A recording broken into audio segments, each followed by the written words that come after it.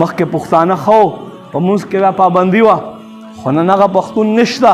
نن هغه پښتون نشته چې عبادت سره شوقي لاړ شئ وګورئ خدای ذات قسم زمونږ سهار کې جوماتونه شړ پراته یا 15 کسان زیات چا ډېر زوري 10 کسان ولې ما عزتمندو اخر مونږ کومې خواته روان یو خپل رب ته به څه جواب ورکو منقول دی چې قیامت په ورځ باندې به یو سړی ودرولی شي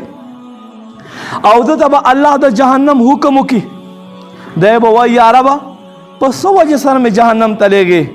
الله رب کریم به ورته فرمایي چې په دې وجې سره چې تا به مونځ وخت تېر شو بیا به دې کولو لکه ته چې زمانې تېرې شوې سهار قضایي کوې زمانې تېرې شوې ته قضایي مونځونه کوې ستا په سترګو کې کله هم اوبه نه راځي تا غیرت کله هم نه راپورته کوي چې یاره بس که که نه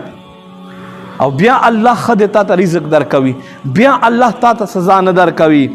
او دویم په دې وجې سره چې تا به زما د نوم دروغو قسمونه خوړل داسې ډېر خلک دي خبرې سره قسم دی یاره په الله مې دې قسم یاره خدای مې دې ووهي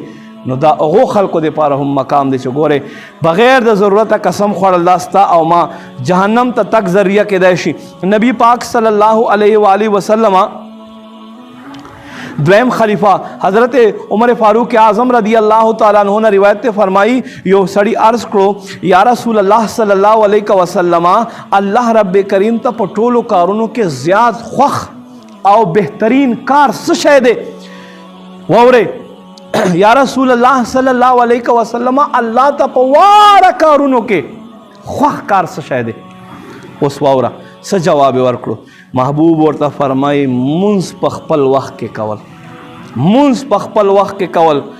او وی فرمایل څوک چې مونځ پرېږدي د دغه سړي دین نشته دی ولې چې مونځ چې دی دا د دین ستنه ده